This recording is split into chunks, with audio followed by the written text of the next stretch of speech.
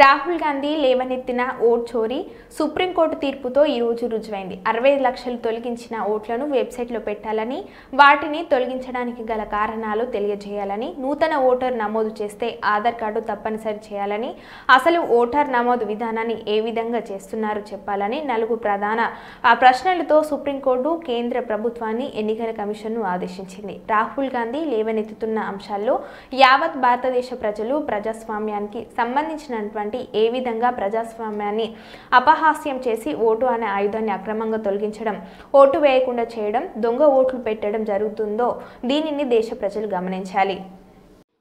రాహుల్ గాంధీ గారు లేవట్టిన ఓట్ చోరీ సుప్రీంకోర్టు తీర్పుతోటి ఈరోజు రుజువైంది.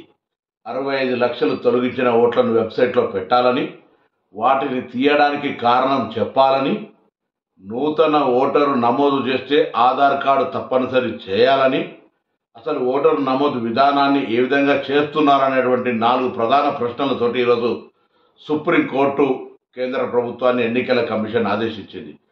రాహుల్ గాంధీ గారు లేవనెత్తుతున్న అంశం పట్ల యావత్ భారతదేశ ప్రజలు ప్రజాస్వామ్యానికి సంబంధించిన జరుగుతున్నటువంటి ఏ ఆక్రమణ అవుతుందో, ఏ విధంగా ప్రజాస్వామ్యాన్ని అపహాస్యం చేసి ఓటు అనేటువంటి ఆయుధాన్ని కూడా అక్రమంగా తొలగించడము, ఓటు వేయకుండా చేయడము, దొంగోట్లు పెట్టడం జరుగుతుందో ఇది దేశ ప్రజలు గమనించాలి.